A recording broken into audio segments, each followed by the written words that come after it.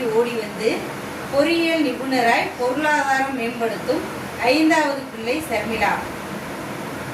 கொண்டவன் தவிர கண்டவனை நினைவாலும் அணுகாத குலமகள்களாய் 3 மருமகள்கள். மனைவியாய் வந்த நாள் தொட்டு கணவரின் ஏற்றமே குறிக்கோளாய் கொண்ட குலக்கொடிகள்.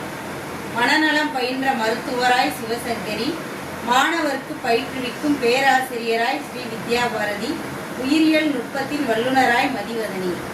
மாப்பிள்ளைகளும் சளைத்தவர் அல்லர். தீய பழக்கமதை சொற்களாலும் அறியாத தூயவர்கள். ரசாயன பொறியியலின் சிறப்பிடம், சிக்கனத்தின் பிறப்பிடம், சீர்மைக்கு இருப்பிடம் கோவிந்த கண்ணன். கணிப்பொறிகளை பயின்று சொந்த மண்ணே சுதந்திரம் எனும் இலக்குடன் வாழும் செந்தில்குமார். ஜெயகணேசின் சந்ததி ஆலமரமாய் தலைத்ததற்கு சாட்சியாய் வந்த பேரன் பேத்தியர் 11.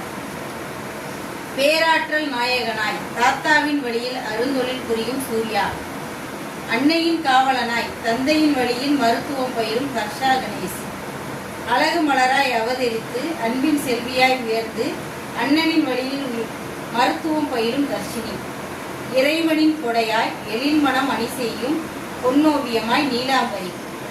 அமைதியின் நாயகனாய் தொழில்நுட்ப கல்லூரியில் மாமாவின் வழியில் பொறியியல் பயிலும் விஷாந்த் கணேஷ். அறிவு செல்வனாய் அன்னை நேசனாய் வலம் வரும் முகிலேந்திரன். கூந்தல் அழகனாய் தந்தை நேசனாய் வலம் வரும் ஸ்ரீச்சரன். ஆனந்தனின் குழந்தை வடிவாய் அப்பத்தாவின் ஆனந்தையாளாய் வலம் வரும் அக்ஷிதா.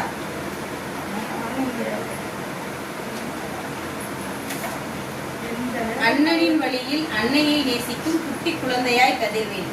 அமைதி அலங்கரிக்கும் அழகு பிள்ளையாய் அணிலும். பெருமை வாய்ந்த பெரிய குடும்பம் வரமாய் பெற்ற தம்பதியர் இருவரும் சந்ததியர் தம் வளர்ச்சியெல்லாம் கண்ணார கண்டு உளமாற மகிழ்ந்து மனதார நிறைந்து ஆரோக்கியம் அணி செய்ய ஆண்டுகள் 100 வாழ இறைவனை வேண்டி வாழ்த்துகிறேன். இனிய சதாபிஷேக நல்வாழ்வு.